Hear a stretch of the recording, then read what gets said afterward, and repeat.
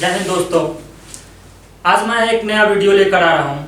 आज की जो वीडियो होगी वो भारत की प्रमुख नदियाँ यानी भारत की प्रमुख नदी तंत्र, और इस प्रमुख नदी तंत्र में भारत की सबसे पवित्र नदी एवं भारत की सबसे प्रमुख नदी तंत्र, और वो होगी गंगा नदी तंत्र। तो आइए देखते हैं गंगा नदी तंत्र। जो आज का टॉपिक होगा वो होगा गंगा नदी तंत्र।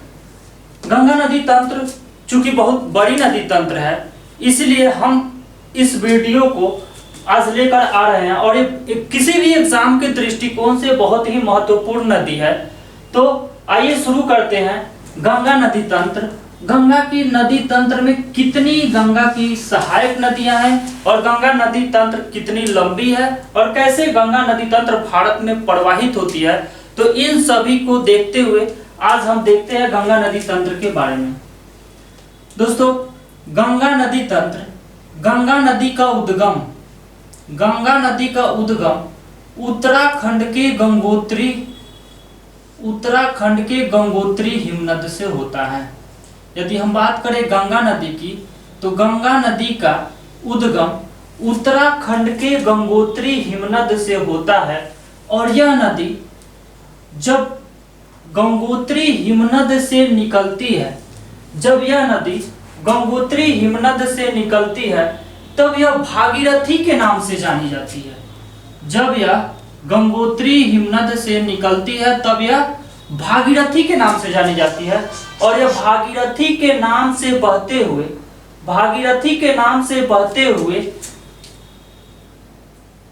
देवप्रयाग पहुंचती है। भागीरथी के नाम से बहते हुए कहां पहुंचती है? देवप्रयाग में पहुंचती है। यह भागीरथी के नाम से बहते हुए देवप्रयाग पहुंचती है, और इसी देवप्रयाग के निकट हिमालयी क्षेत्रों में उत्तराखंड के बद्रीनाथ के संतोपथ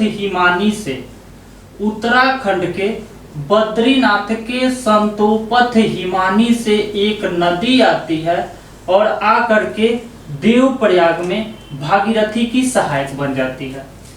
बद्रीनाथ के संतोपथ हिमानी से एक नदी का उद्गम होता है। उस नदी का नाम है अलकनंदा नदी। यानी अलकनंदा नदी का उद्गम बद्रीनाथ के संतोपथ हिमानी से होता है, और यह नदी बहते हुए उत्तराखंड के देवप्रयाग में पहुंचती है। और जब यह देवप्रयाग में पहुंचती है तो अलकनंदा और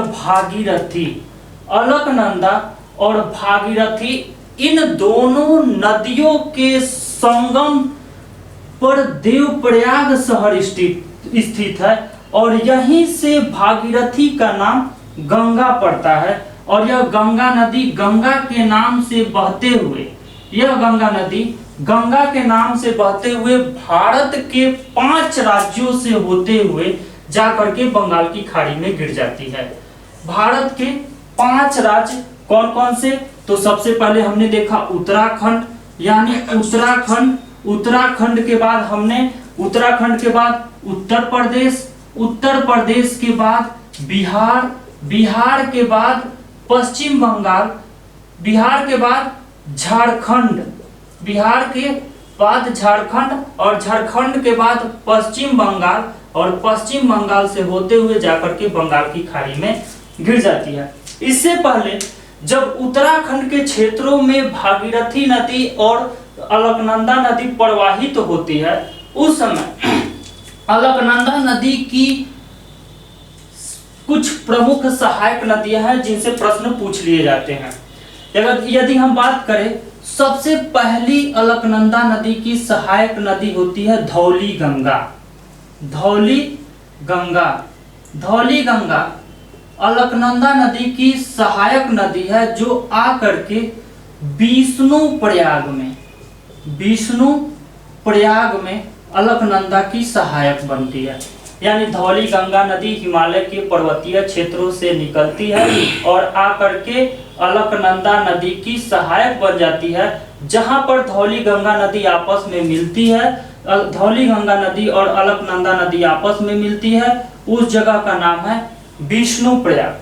अब धौली गंगा नदी के बाद एक नदी हिमालय के पर्वतीय क्षेत्रों से ही निकलती है और आकर के अलकनंदा की सहायक बन जाती है। तो उस नदी का नाम है पिंडार नदी। यानी पिंडार नदी का उद्गम हिमालय के पर्वतीय क्षेत्रों से होता है और यह पिंडार नदी आकर के अलकनंदा की सहायक बन जाती है। अलकनंदा नदी और पिंडार नदी जहां पर आकर मिलती है उस जगह का नाम है कर्णप्रयाग। यानी पिंडार नदी और अलकनंदा नदी जहां पर आपस में संगम बनाती है उस जगह का नाम है कर्णप्रयाग। ठीक बद्रीनाथ के बगल में बद्रीनाथ के ठीक बगल में स्थित केदारनाथ से एक नदी का उद्गम होता है और यह नदी आकर के रुद्रप्रयाग के निकट अलकनंदा की सहायक बन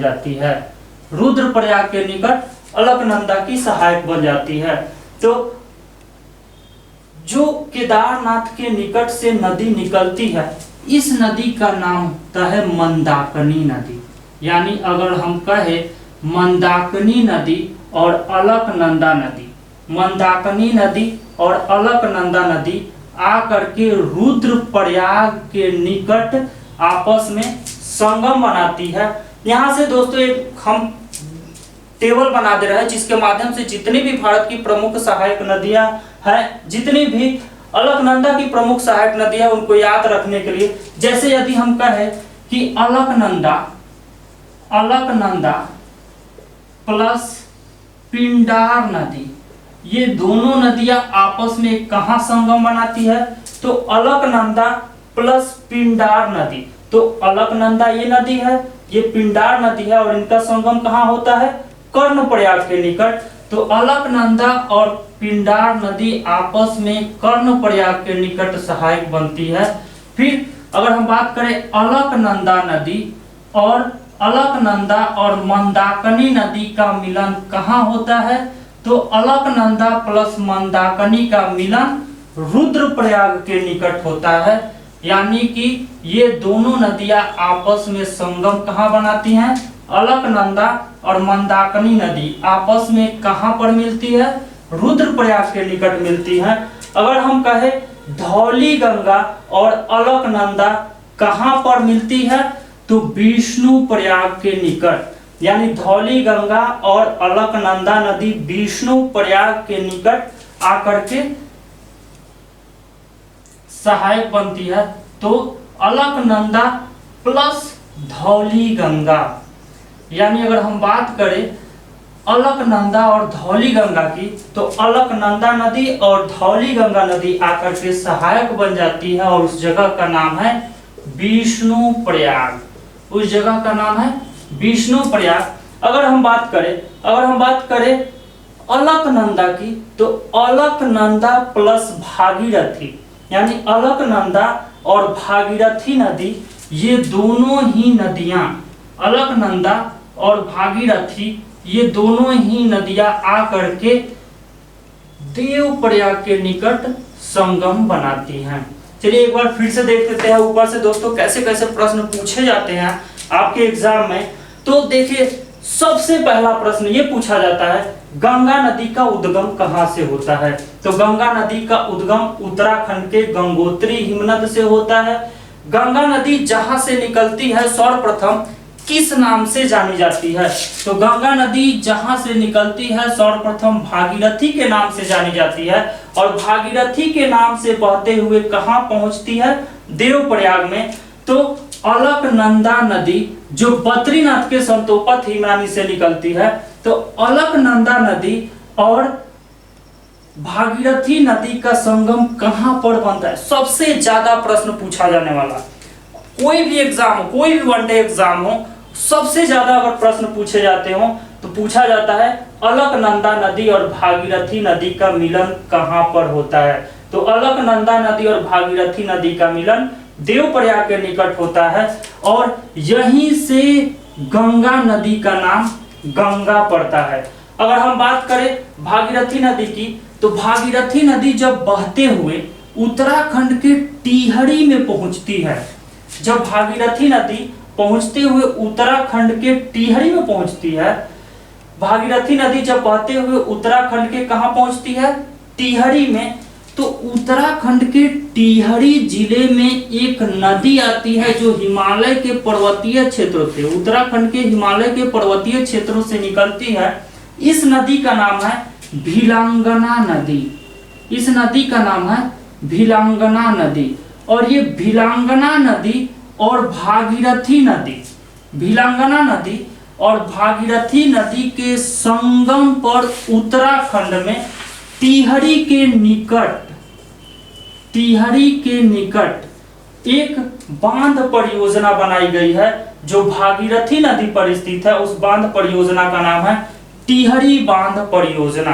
तो ये प्रश्न बार बार आपके एग्जाम में पूछे जाते हैं। यदि आपसे पूछा जाए टिहरी बांध परियोजना किस नदी पर बनाई गई है, तो टिहरी बांध परियोजना भिलांगना नदी और भागीरथी नदी, इन दोनों नदियों की संगम पर बनाई गई है। अगर पूछा जाता है कि टिहरी बांध परियोजना किस नदी पर, और एक नदी का नाम दे दे, तब हम क्या कहेंगे कि भागीरथी नदी पर बनाई गई है टिहरी बांध परियोजना। और यहां से एक प्रश्न और पूछ लिए जाते हैं आपके एग्जामों में, पूछा जाता है भारत का सबसे ऊंचा बांध परियोजना कौन सा है। तो ये जो टिहरी बांध परियोजना है भारत की सबसे ऊंची बांध परियोजना है और यह परियोजना भागीरथी नदी पर उत्तराखंड में बनाई गई है। दोस्तों, अभी तक तो ये सिर्फ गंगा नदी का ट्रेलर है, अभी पूरी पिक्चर बाकी है।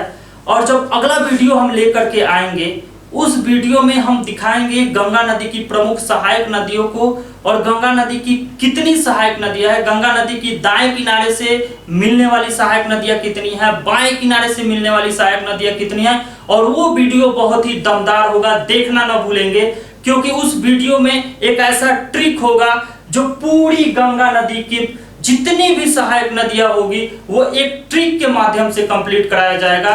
और वो ट्रिक इतना योगदान देगा आपके एग्जाम में, किसी भी एग्जाम में बहुत ही योगदान देगा वो ट्रिक। तो आज के लिए बस इतना ही, धन्यवाद।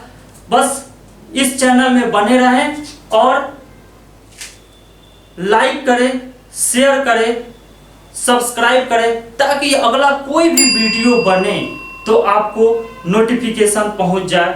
धन्यवाद।